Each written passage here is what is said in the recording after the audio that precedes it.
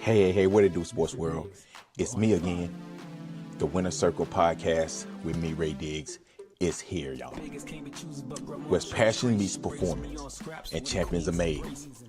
I'm your host, Ray Diggs, bringing you the energy, the insight, and the mindset from across the world of sports. From the locker rooms to the big stage, this is where the real ones talk and legends rise, and the motto stays the same. Winners will always win. The Winner Circle podcast with me, Ray Diggs. We are here and we ain't going nowhere. Make sure y'all tune in because we're about to go live now. Peace.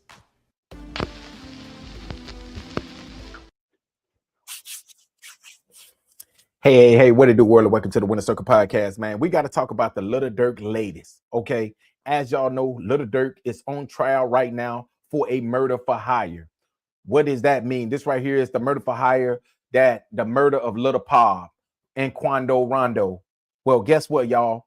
This thing just got serious. This thing just got crazy. I think today is honestly one of those days where Lil Durk might have taken his biggest L. When OTF Jam, which was one of his best friends, one of his known hitters, took the stand. And when the prosecutor asked him, who told you to commit these crimes, he pointed and said that Lil Durk. Can y'all imagine how that right there can make a person feel to see his homie get up there on the stand and basically point him out? Somebody that had money for you when you got out of jail, took care of you, helped you. But I'm going to tell y'all why I think OTF Jam might have done this. OTF Jam felt like that Lil Durk was not taking care of him the way he felt like he should have been taking care of him, being his number one hitter. Think about this. They said that OTF Jam got jammed up on on a murder charge, and he needed a lawyer, and Lil Durk would not get the lawyer for him. So think about how that possibly made OTF Jam feel when this happened. You're not gonna help me. I'm your hitter, and you cannot help me go get a lawyer. Okay, that's when a lot of people is saying that OTF Jam pretty much went fed. He said, you know what I'm gonna do, and they said that Lil Durk ended up knowing that OTF Jam was going to testify. He allegedly put a hit out on OTF Jam's baby mama, which if y'all go back and I can get the video for you all, because I remember this breaking as a postal worker in Chicago was brutally murdered while she was out delivering mail. They saying that hit was from Lil Durk, and he actually put that hit on Lil Jam, on OTF Jam's baby mother, because he wanted to shut OTF Jam up, which still didn't happen, because as y'all can see today, OTF Jam still got up there on that stand and actually point out rapper Lil Durk of being the one who actually put him up to doing the murder of Lil Pap, who they was actually trying to get Quando Rondo. Also, OTF Jam got up there, and not only did he tell on one murder, OTF Jam got up there and told on 3 murders. He basically took responsibility 3 different murders, including the one of Lil Pad. I'm gonna tell y'all something. I don't know if Lil Durk is cooked. I know his fans is mad right now, and I know he's probably back in his cell right now, pissed off. Now I'm gonna tell y'all, he got $2 million attorneys. Brian Steele is one of the best in the game. And I think that when he get his chance to cross-examine OTF Jam, I think that he's going to rip him apart. He's going to try to make it to where OTF Jam's testimony is in doubt, so the jurors can question whether his testimony is credible. That's what I think that Brian Steele is going to do. Now, it's going to work? I don't know. I don't know if it's going to work, because one thing that's hard, especially for a juror, is when a person get up there and say that I killed this many people and I did it for this guy hired me. That's kind of hard for a jury to hear, and it's really hard for a jury to unhear that. Because think about it. If you just sit back and you just put yourself in this situation, and if you just think, who has all the resources, which is the money? It ain't OTF Vonnie. It ain't OTF Jam. It ain't none of them DD. It ain't none of them other dudes. It's actually Lil Durk. And Lil Durk can say what he want to say, that he did not want King Von. He did not want revenge for King Von. But in reality, I think that he wanted revenge for King Von more than anybody else wanted revenge for King Von. Because I know that Lil Durk was saying the same thing that the fans were saying. He was seeing everybody on there saying, slide for Von, slide for Von. Every time he go live, they say, slide for Von. That right there, pretty much, I think that kind of pushed him to where he, oh, you know what, we got to get ready. We got to get revenge for Von. I was sitting there talking to my boy today, man. Actually, we texting each other right now, me and Mario. We pretty much said the same thing. Lil Durk got too much money to even be putting himself in a situation like this. But I'm going to tell y'all what happened. Lil Durk couldn't get out of his own ways.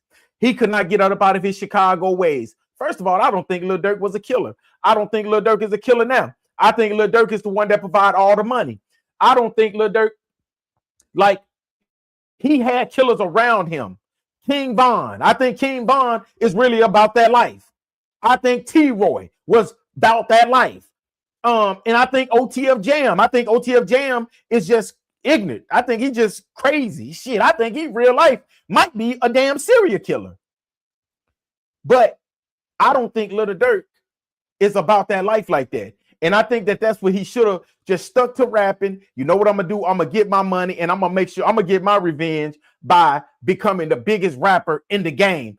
But no, he could not get out of his Chicago ways, because one thing about Chicago is this: they want to get back. That's their motto, get back. You know what I'm saying? They want to make sure that if somebody takes something from them, they want to get back and take something from you. That's a Chicago's person mentality. Instead of saying, you know what I'm going to do? I'm going to get back with success. That's what he should have did. And now that's why he's sitting in a federal courtroom. And I'm also say this right here before I get off here. They got pictures inside the courtroom, a federal courtroom of OTF Jam sitting on the stand. Y'all know that judge is probably pissed off right now. And he probably going to ban a lot of the people out of that courtroom for tomorrow's court day, because I just don't think that right there was professional. I think that this right here was very unprofessional, in my opinion, that you sitting here taking pictures of a person on the stand, knowing that it shouldn't be no cameras in that courtroom.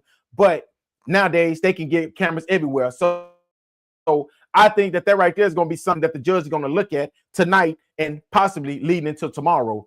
But like I said before, man, OTF Jam got up there and basically point out Lil Durk as being a person who hired him and the rest of those guys to get on a plane, go to California, and try to assassinate or try to kill Quando Rondo, but accidentally killing his cousin, which was Lil Pab.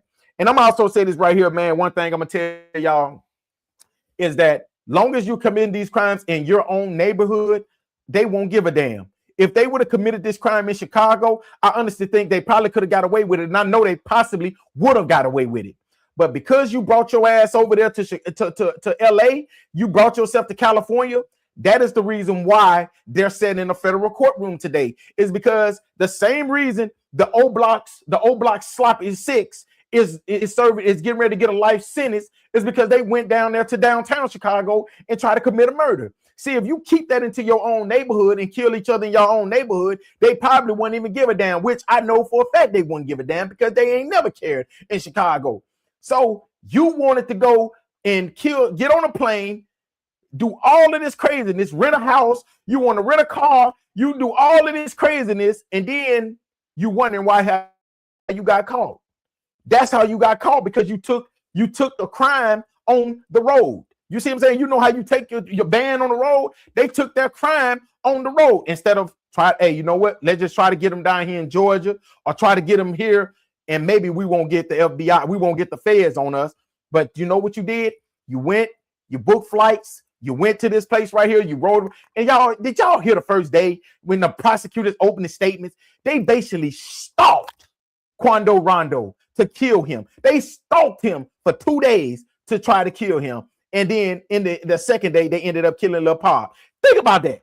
You hire shooters to go take out somebody, and they don't even take out the person that they supposed to took out. They took out a person that had absolutely nothing to do with it, and then now they're wondering why they're sitting in a federal courtroom facing a murder charge and a murder for hire. I mean, it ain't very hard to really feel to realize, like, damn, we put ourselves here and we didn't even get the job done. So I'm gonna call them the sloppy four. See, you got the old block 5, the old block 6, which there's a sloppy 6 that killed FBG Duck. Now you got the sloppy 4 that went out there and supposedly they were supposed to kill Quando Rondo, and they actually killed his cousin, who was Lil Pab. But hey, y'all, I'm gonna come back to y'all tomorrow. We're gonna talk a little bit more when Brian Steele and the rest of these boys, when Brian Steele do his cross examination, and we're gonna see how that turns out. Was a very bad day for Lil Durk, and I'm pretty sure he's in his cell, like crying or in it, knowing like, damn, I might be done. It's a chance that I could possibly get a life sentence. And I'm gonna tell y'all something: that murder for hire carries automatic life sentence. It carries a automatic life sentence. So it ain't just like he just fighting for 20 years. Like, man, he might get 20 years. No, Lil Durk is actually fighting for his life right now. But y'all let me know what y'all think, man. And thank y'all again for listening to the Winner Circle podcast. Me, Ray Diggs. Until next time, y'all have a great, safe night. Because, hey, today was a bad day for Lil Durk and OTF. Only the OTF stand for. Only the feds. Because OTF Jam just told the feds everything that they needed to know. But y'all let me know what y'all think, y'all. Mr. Diggs, we're on in 5. Vegas can't be choosers, but grandma chose Trace. She raised me on scrap.